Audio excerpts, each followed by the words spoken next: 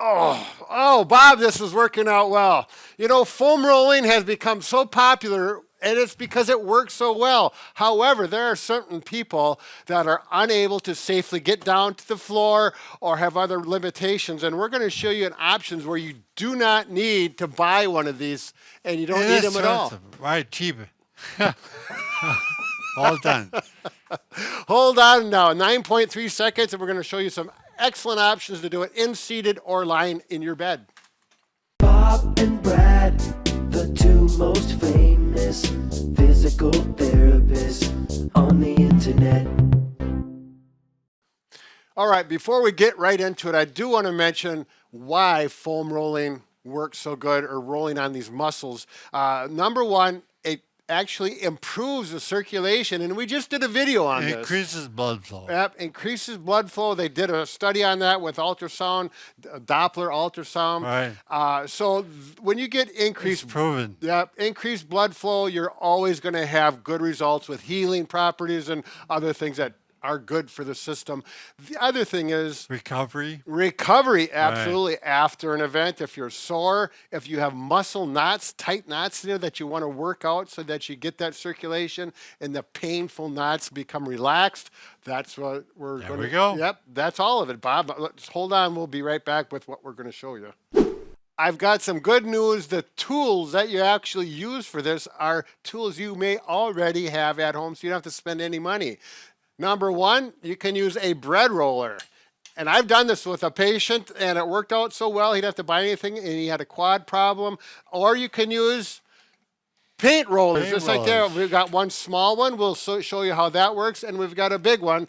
But first, we're going to demonstrate the quadriceps. If you've got tight muscles in your quads, simply if you're seated and you're using this roller, you work over it, and you can push down. Now, the thing about the bigger roller there is it works well. You can get two hands on that so you can get in deep. Really push hard. Yeah, and you're going to actually use the nap that you want. You know, sometimes they're thicker and softer, and other ones are a little more firm. So that's an option that you'll want to work with.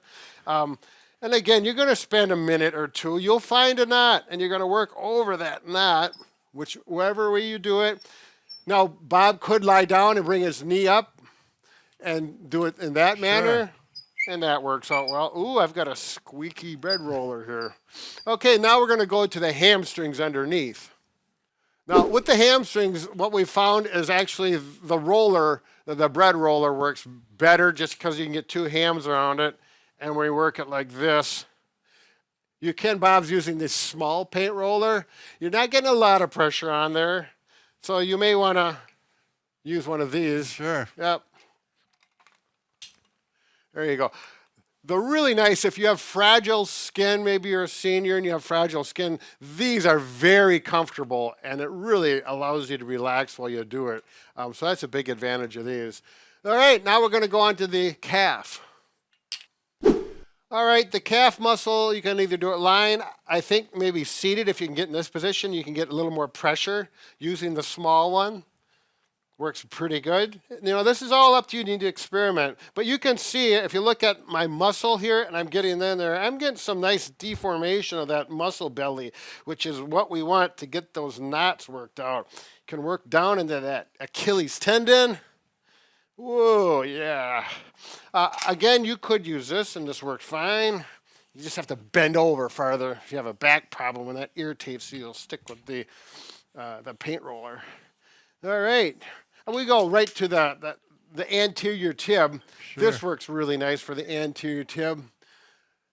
With the roller, you cannot get quite as much pressure on there. The paint roller. If I'm using this, I get two hands on there, it works good. You know, it's just more comfortable with that nice soft. Sure. Especially if you're going directly on your skin, it really feels better. Again, for people that have sensitive, delicate skin, that's going to be preferable more than likely. All right, now we're going to go to a nice one for the bottom of the foot for those people with plantar fasciitis or just having painful feet. Oh. Okay, this is out of the question. It's too big. Well, you might want to use it, but I find it too big, and I think we both, Bob and I, concur, right, Bob? We concur. Concur. I think the little one is probably the best. You can get right in there and work around that Oh, calcaneus. feels pretty good. That feels okay? Yeah. There we go. You can and work however you'd want. You can even go on the top of the foot, although there's not much muscle Happy belly. feet. Yeah, happy feet, happy something else. Anyways, we're gonna go out. We got the forearms and the upper body yet to go. So hold on. I do have to admit it's a little harder to get the arms and the shoulder. With this obviously is not an option unless you have somebody else to help you, and they're going to do some rolling on your upper traps, possibly on your arms. But if you're by yourself, either one of the rollers is going to do the trick. Probably the smaller one may work better. How you doing with that, Bob? I'll be fine. Yep. So this, if you have tennis elbow, it'd be nice to work there. Right on the muscle belly before you get to that painful area, or golfer's elbow here. You got a painful wrist. This would be nice to do on a table where you can put your forearm like this. It's easier to relax. Keep those muscles relaxed as you roll. You get on that. Oops. Did you hear that? Get that bicep. You can get around on the tricep. Not quite so easy, but it works. How about that one, Bob? You getting around back on the tricep? It's copacetic. Oh, tricep. Yeah, where you kind of wrap. That one might work better if you go up and around or wrap around. There you go. Say. Yep. Yeah. Again, these aren't ideal, but if you don't need a lot of pressure, it's going to help loosen that muscle up. And then, of course, the triceps, or triceps. What do we call these muscles again, Bob? Trapezius. Upper traps. Yeah, brain fart. It happens. There we go.